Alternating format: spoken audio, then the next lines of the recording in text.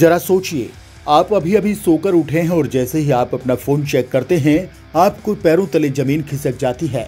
Phone पर लगातार notifications आ रहे हैं कि आपके बैंक अकाउंट से लाखों रुपए विड्रॉ किए जा चुके हैं। आपके पैसे कौन कैसे और कहां बैठकर निकाल रहा है ये किसी को भी नहीं पता। आप बैंक में कॉल लगाते हैं लेकिन वहां से भी आपको कोई मदद नहीं मिलती है। अब ऐसी सिचुएशन में आप क्या करेंगे? यकीनन ये ख्याल ही अपने आप में एक बुरे सपने जैसा है और भगवान ना करे कि ऐसा हो।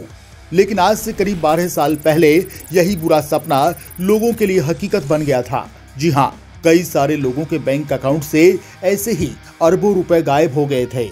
इस सब के पीछे किसका हाथ था, इसकी जांच करने में इंटरनेशनल पुलिस से लेकर FBI जैसी एजेंसीज लगी हुई थी। लेकिन आपको जानकर हैरानी होगी कि इतनी बड़ी लूट के पीछे कोई बहुत बड़ी टीम या गैंग का हाथ नहीं था, बल्कि ये सब 20 साल के एक मासूम से दिखने वाले लड़के ने किया था, जिसे पूरी दुनिया आज हैप्पी हैकर के नाम से जानती है।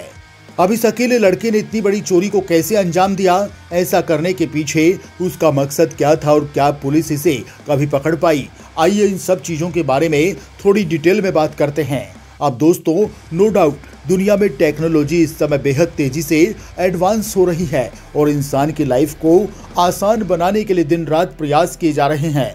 लेकिन एक काला सच ये भी है कि टेक्नोलॉजी में एडवांसमेंट से हो रहे फायदों के साथ साथ बहुत सारे नुकसान भी आते हैं और इन्हीं में से एक सबसे बड़ा नुकसान है साइबर क्राइम। ये आमतौर पर होने वाले क्राइम के जितना ही खतरनाक होता है, बस फर्क सिर्फ इतना है कि इस क्राइम को वर्चुअली किया जाता है। हैप्पी हैकर की स्टोरी पर अगर नजर डालें तो इस मामले की शुरुआत साल 2009 में हुई थी। यूनाइटेड स्टेट्स ऑफ अमेरिका में मौजूद जॉर्जिया शहर के बैंकों में लोग शिकायत भरे कॉल्स कर रहे थे कि उनके अकाउंट से बिना उनकी परमिशन के ही पैसे निकाले जा रहे हैं। बैंक वाले भी इस मामले की जड़ को नहीं समझ पा रहे थे। सिर्फ आम लोग ही नहीं बल्कि बड़े बड़े ऑफिसर्स और बिजनेसमैन भी इससे परेशान थे, क्योंकि हैप्पी हैकर के निशाने पर आम लोगों के साथ साथ बड़े बड़े और अमीर बिजनेसमैन भी थे।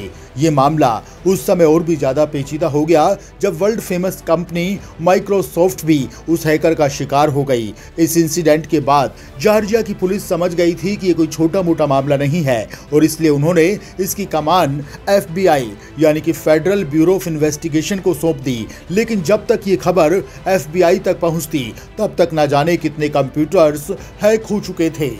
उस समय FBI की एक रिपोर्ट से पता चला था कि 2009 से 2011 तक हैप्पी हैकर्स ने अपने साथी के साथ मिलकर हैकिंग के जरिए दुनिया भर के 217 बैंकों से लगभग 4000 मिलियन US$ की रकम चुराई थी। अब FBI के लिए सबसे बड़ी चुनौती थी इस हैकर को पकड़ना, जिसने अपने शातिर हैकिंग की स्किल से दुनिया के बड़े बड़े बैंकों में लूट मचा रखी थी।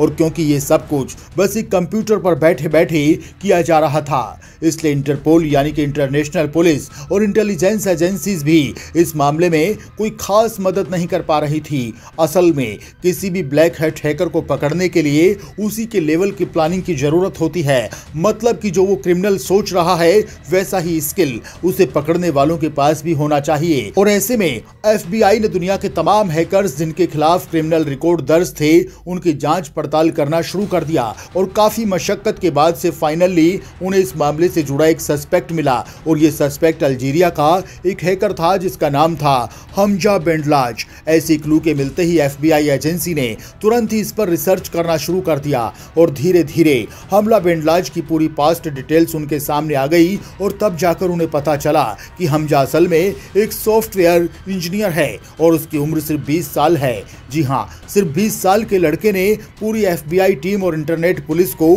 नाच नचा दिया था।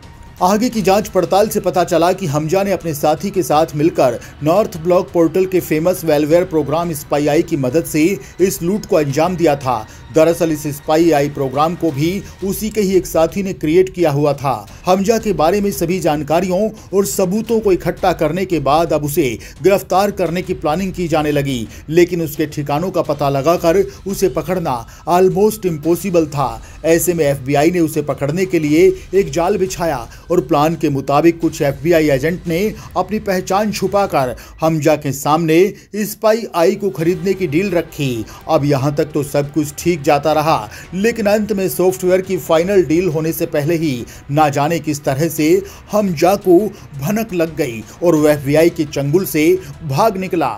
अब दोस्तों ये कोशिश भले ही नाकाम रही थी, लेकिन इसकी बदौलत हमजा का चेहरा अब FBI के सामने आ चुका था, जिसके बाद से उसकी तस्वीर को इंटरनेशनल पुलिस टीम के बीच में बंटवा दी गई और इस तरह दुनिया भर के पुलिस के छानबीन करने से हमजा के बारे में और भी जानकारियां इकट्ठा हो गई। जानकारी मिलने के बाद पता चला कि हमजा एक अल्जीरियन हैकर था जो कि बचपन से ही कंप्यूटर का मास्टरमाइंड था।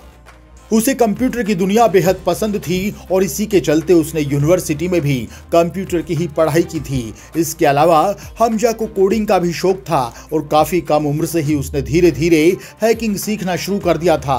और दोस्तों इस तरह से देखते ही देखते उसने किसी प्रोफेशनल हैकर से भी बढ़िया हैकिंग स्किल डेवलप कर ली थी। अब वो पहले तो सिर्फ अपने दोस्तों को इम्प्रेस करने के लिए कंप्यूटर्स को हैक करता था, लेकिन कुछ ही समय में उसका ये शौक क्राइम में बदल गया और इस तरह वो हैकिंग के जरिए दूसरों के डिवाइस से डेटा और इंफॉर्मेशन को चुराने लगा। साल 2009 आते आते उसकी मुलाकात अपने ही एज ग्रुप के एक और स्किल्ड हैकर से हुई जिसका नाम पेनिन था। अब यहाँ की जानकारी के लिए हम बता दें कि पेनिन ने ही डार्क वेब पोर्टल पर इस प्रोग्राम को क्रिएट किया था। इस मुलाकात के बाद दोनों में अच्छी दोस्ती हो गई और फिर दोनों ने मिलकर लोगों की डिवाइस हैक करने, उनकी बैंक डिटेल चुराने और फिर बैंक अकाउंट से पैसा चोरी करना शुरू कर दिया। ये सिलसिला कई सालों तक चलता रहा और इस दौरान उन्होंने दुनिया भर के बैंक से हजारों मिलियन डॉलर की रकम लूटी। लेकिन फिर साल 2013 में एक छोटी सी गलती के चलते इनको गिरफ्तार कर लिया गया। असल में हुआ ये कि हमजा अपनी वाइफ के साथ छुट्टी बिताने के लिए मलेशिया गया हुआ था, जहां से लौटते समय उसे बीच में फ्लाइट चेंज करनी थी। लेकिन थाईलैंड पहुंचकर फ्लाइट चेंज करने के दौरान ही एयरपोर्ट पर एक ऑफिसर ने हमजा की शक्ल पहचान ली और उसने तुरंत ही उसके बारे में FBI को फोन कर दिया। कुछ ही समय में FBI एजेंट्स USA से थाईलैंड पहुंचे और इस बात की पुष्टि की कि असली क्रिमिनल हमजा बेंडलोज है। और फिर इस तरह फाइनली 8 जनवरी 2013 के दिन हमजा को गिरफ्तार कर लिया गया। लेकिन हैरानी की बात यह थी कि पकड़े जाने के बाद भी उसके चेहरे पर कोई शिकन नहीं थी, बल्कि इसकी जगह उसके चेहरे पर एक मुस्कान थी, मानो उसने कोई क्राइम नहीं बल्कि महान काम किया हो। और दोस्तों उसकी इसी मुस्कुराहट की वजह से ही उसका नाम हैप्पी हैकर पड़ गया। हमजा के पकड़े जाने के बाद से अब उसके साथी तक पहुंचना ज्यादा मुश्किल नहीं था और थोड़ी ही मशक्कत के बाद उसके पार्टनर पेनिन को गिरफ्तार कर लिया गया और फिलहाल हमजा 15 साल की कैद काट रहा है, वहीं पेनिन को 9 साल की सजा हुई है। अब दोस्तों इंटरनेट की इस विशाल दुनिया में हमारे सभी जरूरी पर्सनल डेटा पर बहुत सारे खतरे मंडरा रहे होते हैं। बड़े बड़े हैकर्स हमारी डिवाइस को हैक करने की फिराक में लगे रहते हैं। बस एक गलती और हमारी सारी पर्सनल डिटेल्स हैकर के हाथों में है और यही वजह है कि इस तरह की क्राइम के बारे में गवर्नमेंट भी ज्यादा से ज्यादा जानकारी देती है ताकि लोगों में जागरूकता बढ़े और वे इन खतरों से खुद का बचाव कर सकें। वैसे दोस्तों आपको हैप्पी हैकर की स्टोरी कैसी लगी हमें कमेंट करके जरूर बताइएगा। आपको बहुमूल्य समय देने के लिए बहुत बहुत धन्यवाद।